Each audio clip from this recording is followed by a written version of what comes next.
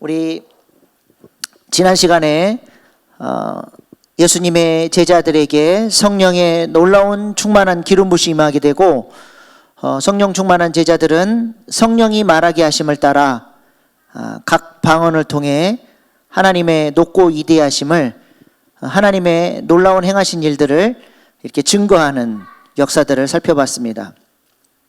이 놀라운 성령의 역사 앞에 세계 대륙 최소 15개국 이상에서 몰려든 디아스포라 유대인들이 이 성령의 놀라운 역사를 보고 놀라고 호기심을 갖고 관심을 갖는 유대인들이 있었고, 또 어떤 이들은 그것을 무시하고 세술에 취했다라고 비방하는 유대인들도 있었습니다. 이 전무한, 지금까지 한 번도 이런 경험을 해보지 못했던 사람들에게 이 성령의 임하심에 대한 의미가 무엇인지를 사도 베드로가 설교를 했죠. 세 가지로 설명을 했습니다. 첫 번째는 이들은 술에 취한 것이 아니라 성령에 취한 것이다. 성령에 취해서 지금 너희들이 각자 출신 나라의 언어로 하나님의 위대하신 일들을 들었던 것은 이것이 바로 성령의 역사가 있었기 때문이다라고 이야기를 하죠. 두 번째로는 이것이 바로 이 성령의 놀라운 역사가 구약성경 요엘 선지자의 예언이 이루어진 사건이다. 모든 육체, 마지막 때에 모든 사람에게 성령을 주신다 약속하셨는데 그 약속이 지금 성취된 것이다 라고 하는 것을 이야기해 주죠. 그리고 세 번째로 이것이 요엘 선지자의 말대로 그 약속이 이루어진 것이라면 이 사건은 이제 이루어질 여호와의 날, 심판의 날의 징조가 된다. 그러므로 너희 모두는 주의 이름을 불러서 구원을 받아야 된다. 사도 베드로가 그렇게 설교를 했죠. 그래서 우리가 지난 시간에 주여 주여 주의 이름을 부르면서 기도하자 그렇게 말씀을 드렸는데, 어떻게 기도하시면서 주님의 이름을 부르셨습니까? 아까 오후에도 저는 우리 금요기도회를 위해서 기도하면서 성전에 앉아서 주여 주여 주여 기도를 했어요. 주여, 오늘 모여라 기도회도 하나님께서 함께 해주시고 성령님 일하여 주십시오. 주여. 사도 베드로는 오늘 우리가 읽은 본문 말씀에서 왜 우리가 주의 이름을 불러야 하는지 그 이유에 대해서 계속 이어서 설교를 합니다. 왜 주의 이름을 우리가 부르며 기도해야 되는가? 첫 번째로 22절 말씀입니다. 시작.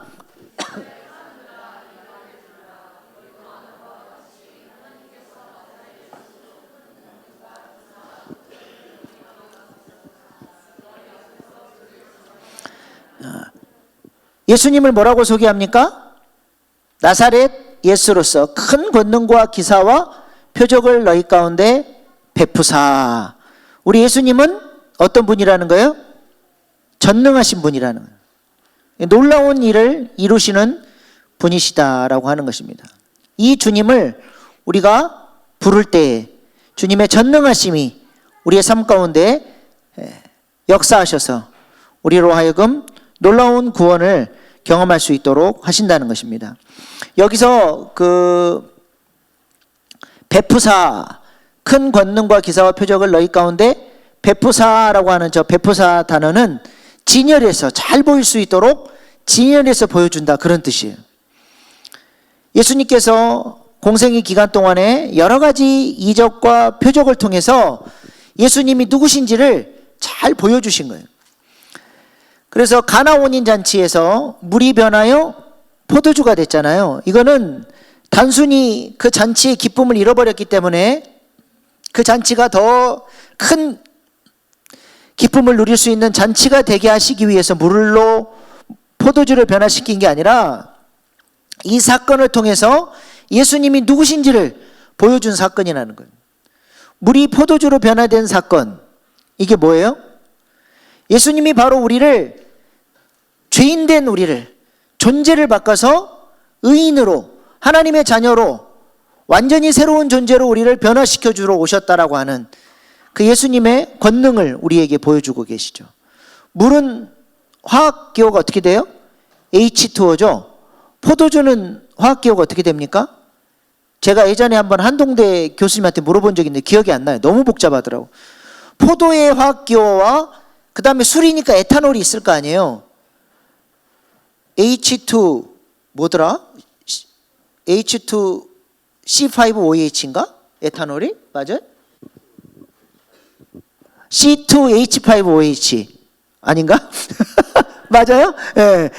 아무튼 H2O가 그런 복잡한 화학기호로 바뀌는 완전히 새로운 존재로의 변화를 우리 예수님이 가져다 주시는 분이라고 하는 것을 보여주는 거예요. 우리가 예수님을 만나면 완전히 새로운 존재가 되는 거예요.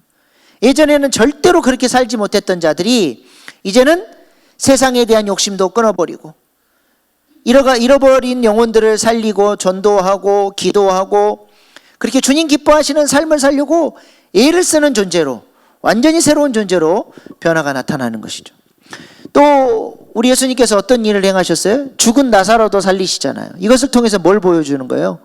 죽은 영혼들에게 새 생명을 주셔서 생명을 살리는 일에 우리 주님이 그 일을 위해서 오셨다라고 하는 것을 보여주는 것입니다.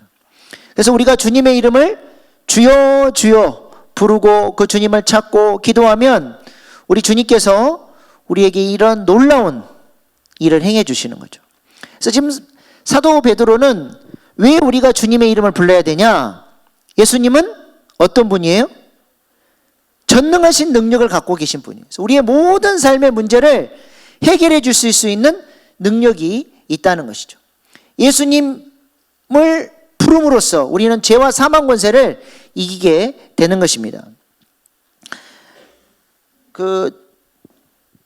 죄가 뭘 가져왔어요?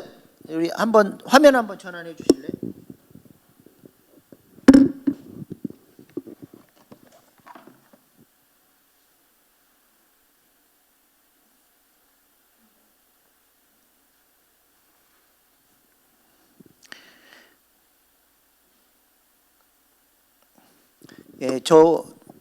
그렇죠. 근데 이게 옆으로, 그렇지. 됐어. 자, 우리가 감기에 걸릴 때 왜 감기에 걸려요? 뭐가 침투하면 감기에 걸리죠? 그렇지. 바이러스가 침투하면 감기에 걸리고, 감기에 걸리면 어떤 증상이 나오죠? 기침, 또 콧물, 또 열도 나고, 또 몸살도 나고, 또 뭐가 있어요? 목도 아프고 그래요. 이런 증상들이 나와요. 그러면 이 감기를 이기려면 어떻게 해야 돼요? 콧물만 화장지로 틀어 막으면 감기가 떨어지나요? 열만 내려가면 감기가 떨어지나요? 어떻게 해야 돼요? 바이러스를 죽이는 약을 먹으면 바이러스가 죽으면 감기도 떠나고 증상도 떠나게 되어 있죠. 맞죠? 죄가 사람들 안에 들어오면 어떤 질병이 걸리냐면 사망이라는 질병이 걸려요. 이 사망이 지배를 하니까 사람들이 어떻게 되냐면 하나님을 사랑하지 않아요. 하나님부터 멀어져. 그리고 서로 싸움이 일어나요. 서로 더 많이 가지려고 하고 미워하고, 그래서 관계가 깨져요. 또 육체의 질병도 생겨나요. 아담과 하와는 원래 병이 없었어요. 근데 죄가 들어오면서 하나님으로부터 멀어지고 서로 미워하고 싸우고, 그래서 가인 형이 동생을 막 죽이는 일이 일어나잖아요. 또 몸도 아프고 질병도 생기고, 또 탐욕도 생기고, 그렇죠? 탐욕도 있고, 또 먹고 살기가 힘들어져요. 경제적인 어려움, 막 땀 흘려서 일하지 않으면 안 되는, 아주 이런 인간이 느끼는 모든 고통과 아픔이 이 사망이라고 하는 질병에 걸려가지고 이 증상들이 나와요. 그러면 돈을 많이 벌면 행복해질 수 있을까요? 이 죄라고 하는 죄와 사망의 질병을 고칠 수 있어요? 돈을 많이 벌고 건강해지면 행복해지나요? 로또 걸리면 인생 행복해지는 건가요? 이 현상을 잡아가지고는 안 돼요. 이 죄라고 하는 바이러스를 잡을 수 있는 예수 그리스도의 능력이, 예수님을 우리가 주님의 이름을 부르고 주님을 믿고 예수 그리스도의 능력이 죄의 문제를 해결해 주면 사망이라는 질병이 떠나고 이런 현상들도 우리의 삶에서 떠나가게 되는 거예요. 그래서 우리가 주여 주여 이름을 부르고 우리의 삶의 문제를 놓고 기도해야 되는 거예요. 우리가 주님의 이름을 부를 때 이 죄와 사망의 권세가 해결되고 예수님의 능력을 경험하며 살아가게 되는 거예요. 한번 사진 한번 보여주세요. 제가 얼마 전에 진짜 황당한 뉴스를 봤어요. 저게 무슨 사진이냐면, 나는 왼발이 아파가지고 왼발 수술 받으려고 병원에 입원을 했는데 눈 떠보니까 멀쩡하던 오른발을 수술을 해가지고 나사를 박아놓고 난리를 해놓은 거예요. 그래서 왼발까지 수술을 받아서 양쪽 다 수술을 받아가지고 아예 못 걷게 돼버렸어요. 여러분, 저런 의사한테 여러분의 몸을 맡기고 싶으세요? 아무리 고쳐주고 싶어도 실력이 없으면, 능력이 없으면 못 고치는 거예요. 제가 예전에 있던 교회에 한 권사님이 교통사고 나면서 팔이 부러졌어요. 단순골절이에요. 근데 어느 병원에 가서 수술을 받았는데 이 의사가 거의 수술 경험이 없는 사람인데 수술을 했는데 그 단순골절, 그 나사 박는 수술을 했는데 너무 세게 조여버렸어요.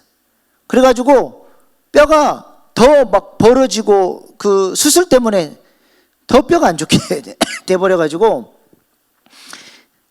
단순골절 수술인데 지금 몇 년이 흘렀는데 아직도 팔을 제대로 못 써요. 아무리 의사가 좋은 마음을 가지고 고쳐주려고 해도 능력이 없으면 도와줄 수가 없는 거예요. 근데 지금 베드로 사도는 우리가 예수님의 이름을 부르면 죄와 사망의 권세에서 우리를 건져주실 능력이 누구에게 있다는 거예요? 예수님께 있다는 거예요. 그래서 주의 이름을 불러서 구원을 받으라 이야기를 하는 것입니다. 저는 우리 일신교회 안에 이런 죄와 사망의 권세를 이긴 간증들이 쏟아져 나오기를 소망합니다. 교회에서 주의 이름을 부르고 전능하신 주님이 우리의 삶 속에서 역사해 주시는데 내 삶에 예수님을 만나고 변화된 역사, 간증의 역사가 없다고 한다면 이거는 말이 안 되는 거예요. 예수님은 지금도 우리 가운데 그 놀라운 능력으로 일해 주시기를 원하십니다. 우리 교회가, 그래서 저는 진짜 이 주님의 이름을 불러서 승리하는 역사, 간증의 역사, 하나님 나라 회복의 역사가 넘쳐나는 그런 교회, 그런 교회를 꿈꿉니다. 그래서 어떤 사람이 오더라도 변화되는, 그래서 우리 교회 기도 제목 중에 하나 뭐예요? 라마나역 같은 성전이 되게 하소서. 사울 같은 사람도 들어오면 성령에 취해서 살기와 분노와 이 세상 살아가는 모든 방식들이 깨트려지고 성령에 취해서 하나님을 찬양하고 예배하고 주의 이름을 부르는 교회, 그런 교회가 될 수 있기를 소망합니다. 이를 위해서 우리 같이 기도하십시다. 우리 안에 이런 놀라운 간증이 있기를 소망합니다. 두 번째로 베드로는 우리가 예수님을 왜 불러야 되냐, 23절 말씀이에요. 23절 시작. 아니 그거 말고 시작.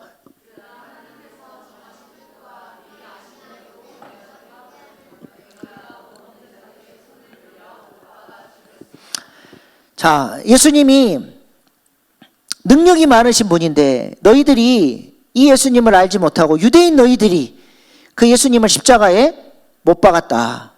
그러나 이거는 너희가 못 박은 게 아니라 하나님이 이 일을 미리 정하셨다는 거예요. 왜? 우리를 사랑하시기 때문에. 예수님은 우리를 사랑하셔서 그 전능하신 예수님이 십자가에 달리셔서 죽기까지 우리를 사랑하셨다고 하는 사실을 지금 베드로가 얘기하는 거예요. 예수님이 누구시냐? 왜 예수님이 우리가 주님이 되시냐? 첫 번째는 예수님은 전능하신 분이기 때문에 우리가 주의 이름을 불러야 되고, 두 번째로 예수님은 누구시냐? 우리를 너무너무 사랑하시는, 우리를 사랑하셔서 십자가에 죽기까지 우리를 사랑하신 분이라고 하는 사실을 이야기하고 있는 거예요. 그 분이 우리의 주님이라는 것이죠. 이것이 복음입니다. 전능하신 예수님이 나를 사랑하신다. 놀라운 복음이죠. 제가 늘 자주 드는 예화가 있는데, 제가 만약에 100억이라는 돈이 필요하게 됐어요. 이 돈을 못 갚으면 전 이제 죽어야 돼. 그래서 100억을 구해야 되는데 어디서 구할까? 저를 사랑하는 우리 부모님, 자식을 위해서라면 목숨도 바칠 수 있는 우리 부모님에게 100억을 달라고 찾아갔어요. 근데 우리 부모님은 자녀를 위해서라면 무슨 일이든 할 수 있지만 뭐가 없어서 못 도와줘요? 능력이 없어서 못 도와주는 거예요. 뭐 시골에서 목회하신 분이 무슨 돈이 있겠습니까? 도움을 못 받아요. 아무리 저를 사랑해도 능력이 없으니까 도와줄 수가 없는 거예요. 그래서 안 되겠다. 능력 있는 사람을 찾아야 되겠다. 삼성의 이재용 회장, 뭐 제가 회장님을 만날 수도 없겠지만 어떻게 우연히 만나다 치고, 회장님 제가 100억이 필요한데 저에게 100억을 좀 주십시오 하면 그분이 저를 줘요, 안 줘요? 네? 왜 안 줘요? 왜 안 줍니까? 저를 사랑하지 않기 때문에. 그분은 능력이 있어요, 없어요? 100억 줄 수 있는 능력이 있죠. 근데 왜 안 줍니까? 나를 사랑하지 않기 때문에. 근데 우리 예수님은 어떤 분이시라고요? 나의 모든 삶의 문제를 도와주실 수 있는 능력이 있을 뿐만 아니라 자신의 목숨까지 내놓고 나를 사랑하시는 분이 바로 우리 예수님이시라는 거예요. 그래서 그분에게 주의 이름을 부르며 구원해달라고 우리가 기도할 수 있고, 그분을 의지할 수 있고 의탁할 수 있다는 겁니다. 베드로가 이 심판의 날이 오기 전에 이 주님, 우리를 사랑하시고 그 전능하신 그 예수님의 이름을 불러서 구원을 받으라고 이야기하고 있는 것입니다. 그래서 23절 말씀 한번 다시 보십시다. 저기 보면, 아니요, 그 앞에 거, 사도행전 2장 23절. 그가 하나님께서 정하신 뜻과 미리 아신 대로 내준 바 되었거늘. 하나님께서 이것을 미리 정하셨다는 거, 우리를 살리시기 위해서 미리 십자가에 예수님을 못 박도록 정하셨다는 겁니다. 왜 예수님이 십자가에 우리를 살리시기 위해서 죽으셔야 했습니까? 다른 방법은 없나요? 꼭 십자가여야만 했을까요? 예수님이 그것을 기도를 하셨어요. 다른 방법은 없습니까? 하나님이 그 방법밖에 없다. 왜냐하면 로마서 23장 방송실에서 계속 보여주고 싶어가지고 계속 띄워줬던 그거 보여주세요. 예. 저걸 그렇게 보여주고 싶어서. 죄의 삭은 사망이에요. 여러분, 죄는 그냥 없어지는 게 아니에요. 사망이라는 대가가 지불돼야 돼요. 내 죄가 용서받으려면 나는 내 죄 때문에 원래 죽어야 돼요. 이게 죄의 결과예요. 죄의 결과는 죽어야 죽음으로 심판을 받는 거예요. 근데 내가 죽을 수 없으니까 우리 예수님이 나 대신에 대신 죽어주시고 우리를 살려주신 거예요. 구약에 보면 구약 시대에는 죄를 용서받으려면 어떻게 했냐면 이런 흠없는 제물, 어린 양을 데리고 와요. 그리고 이 양 머리에 안수를 해요. 그럼 내 죄가 양에게로 전가가 되고 내가 피 흘려 죽어야 되는데 이 양이 대신 피 흘려 죽음으로써 우리가 용서를 받게 되는 거예요. 예수님이 십자가에 죽으셨다고 하는 것은 우리의 모든 죄를 짊어지고 내가 죽어야 될 그 죄를 짊어지고 예수님이 십자가에서 피 흘려 죽으심으로써 우리를 용서해 주신 거죠. 하나님께서 우리를 사랑하셔서 예수님을 이렇게 십자가에 못 박으신 겁니다.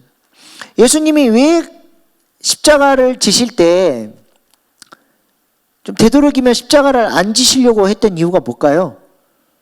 너무 아파서. 십자가가 아프긴 해요. 인간이 만든 그 사형 제도 중에 가장 극악무도한, 가장 고통을 느끼면서 죽도록 만든 게 십자가입니다. 그래서 너무 이것이 끔찍하기 때문에 법으로 로마 시민권자들은 십자가에 못 박아 죽이지 못하도록 막아놨어요.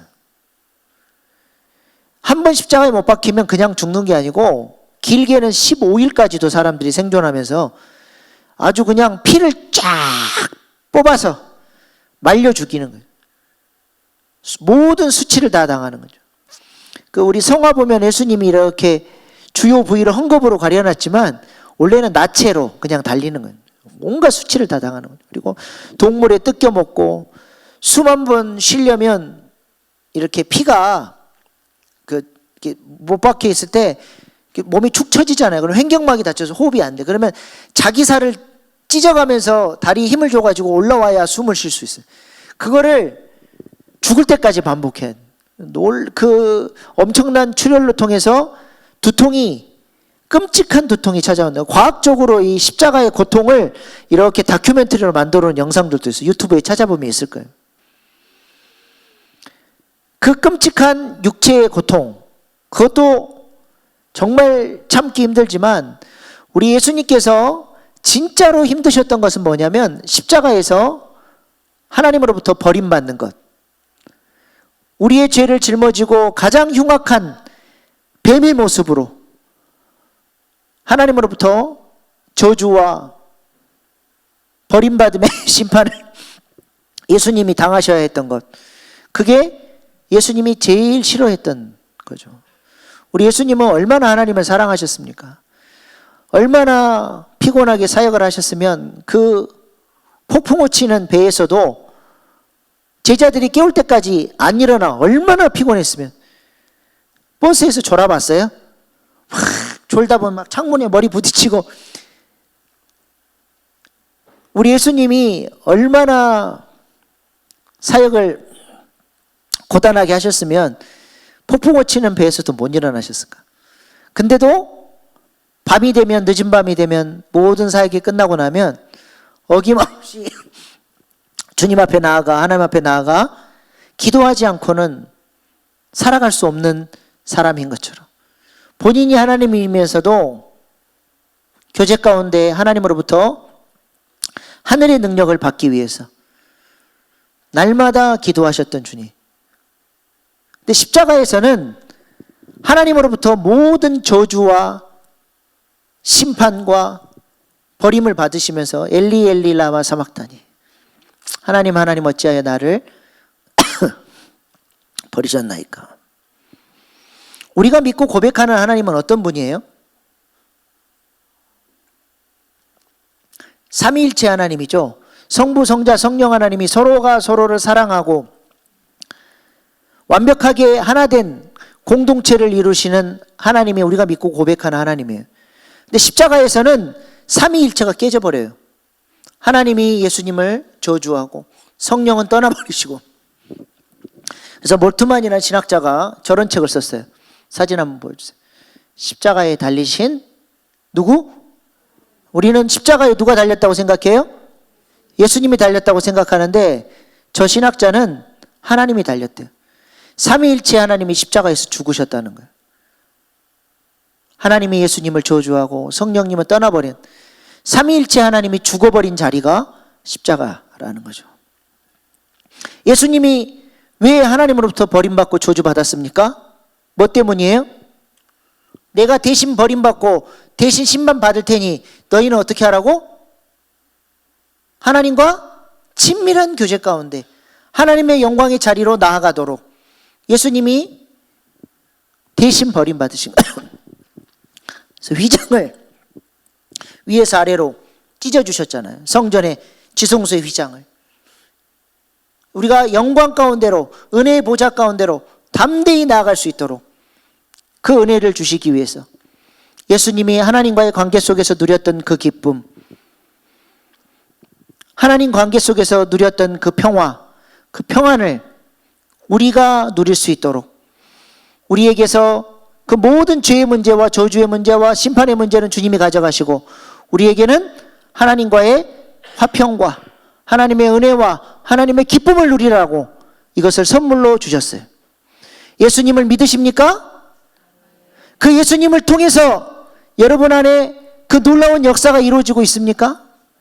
예수님이 그 끔찍한 십자가를 당하시면서 우리에게 주시고자 하셨던 그 하나님과의 그 놀라운 평안을 우리에게 선물로 주셨는데 지금도 예수님을 믿는다고 하면서도 하나님과 단절된 삶을 살고 하나님 앞에 기도하지도 못하고 하나님의 음성도 못 듣고 주님이 원하시는 삶에 불순종하고 계속 살아간다면 여러분이 예수 믿는 사람이라고 할 수 있는지 한번 스스로 생각해 보시기 바랍니다. 이사야서 53장 5절 말씀. 그가 찔림은 우리의 허물 때문이요 그가 상함은 우리의 죄악 때문이라.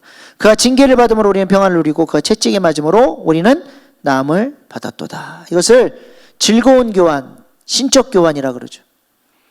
우리가 찔리고 상하고 징계받고 그 채찍에 맞아야 되는데 예수님이 대신 당하시고 우리에게는 허물의 사함과 죄악의 용서와 하나님과의 평화와 전인적인 나음, 치유의 은혜를 선물로 주셨습니다. 약속으로 와 있어요. 우리가 주여 주여 주의 이름을 부르면서 주님께서 우리에게 주신 저 선물이 실제적으로 우리의 삶의 누림이 될 수 있도록 우리가 주여 주여 주님의 이름을 부를 때에 이 놀라운 은혜를 우리가 누리게 될 줄로 믿습니다. 마지막으로 예수님, 베드로는 우리가 주님의 이름을 불러야 할 이유에 대해서 24절에 이렇게 얘기합니다.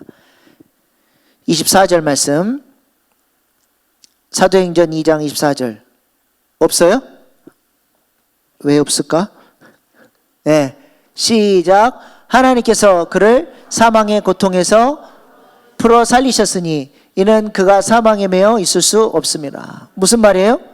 예수님을 우리가 주님이라고 불러야 될 이유는 예수님 십자가에서 죽어버려가지고 끝나버린 분이 아니라 사망에서 살아나셔서 부활하셨고 지금 예수님이 어디 계셔요?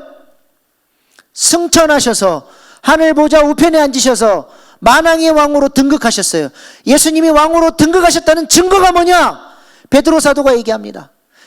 그 왕이신 예수님이 지금 약속대로 우리에게 너희들이 보고 듣는 이 놀라운 성령의 역사, 이 성령을 보내주셨다는 거예요. 예수님은 부활하셔서 살아계셔서 왕이 되시고 약속하신 대로 성령을 보내시고 지금 우리를 통해서 역사하고 계시는 분이라고 하는 사실을 증거하고 있는 것입니다.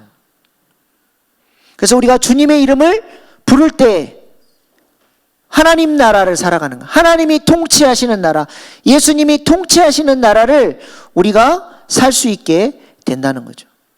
예수님은 지금도 교회에 성령을 보내시고 교회의 머리가 되셔서 주님이 이 땅에 계셨다면 하셨을 그 사역들, 생명을 살리고 하나님 나라를 확장하는 일, 그 작은 자가 천을 이루고 그 약한 자가 강국을 이루는 일을 성령을 통해서 교회의 머리로서 몸인 교회를 통해서 지금도 그 사역을 이루어 가시고 계시는 거예요.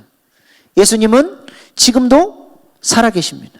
지금도 왕으로 역사하고 계십니다. 성령을 통해서 교회 가운데 일하고 계십니다. 그래서 제자들이 이 부활신앙, 이것을 부활신앙이라 그래요. 이것을 성령을 통해서 딱 깨닫고 나니까 나는 지금 누구의 통치를 받고 있어요?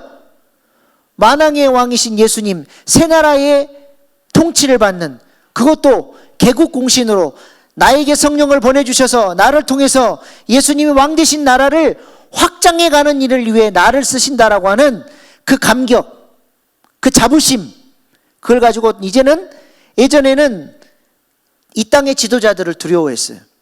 로마 정부를 두려워했어요. 그래서 숨어있고 벌벌 떨고 무서워했는데 예수님이 나의 주인이시고 예수님이 지금 나를 통해서 일하고 계신다는 것이 믿어지니까 그때부터는 담대한 믿음을 가지고 세상에 나가서 복음을 증거했어요. 그리고 복음 전하다가 채찍에 맞고 핍박받는 것조차도 감사히 여겼어요. 나 같은 존재가 영광스러운 주님을 위해서, 영광스러운 하나님 나라를 위해서 핍박받는 영광을 누리게 되다니, 이 얼마나 놀라운 영광인가. 어떤 목사님이 그러시더라고요. 자기는 예수님을 만나고 정말 예수님이 좋아서 예수님께 생명을 바치고 싶은데 이미 일제시대도 끝나버렸고, 그래서 손양호 목사님 6.25 때 돌아가셨죠. 그 주기철 목사님처럼 순교할 기회를 놓쳐버렸어. 6.25도 지나가 버렸어. 그래서 손양호 목사님 같이 순교도 못해. 그래서 이 자신의 생명을 주를 위해서 바치고 싶은데 못 바친 게 원통하다고 하는 얘기를 제가 들은 적이 있어요. 지금 제자들의 마음 가운데 그런 마음이 있었던 거예요. 너무 주님이 좋아가지고 주를 위해서 나 같은 존재가 이런 핍박을 받다니, 영광을 받다니 감사합니다. 부활신앙을 갖게 되니까 완전히 새로운 존재가 돼버렸다는 거예요. 베드로가 지금 그 얘기를 하고 있는 거예요.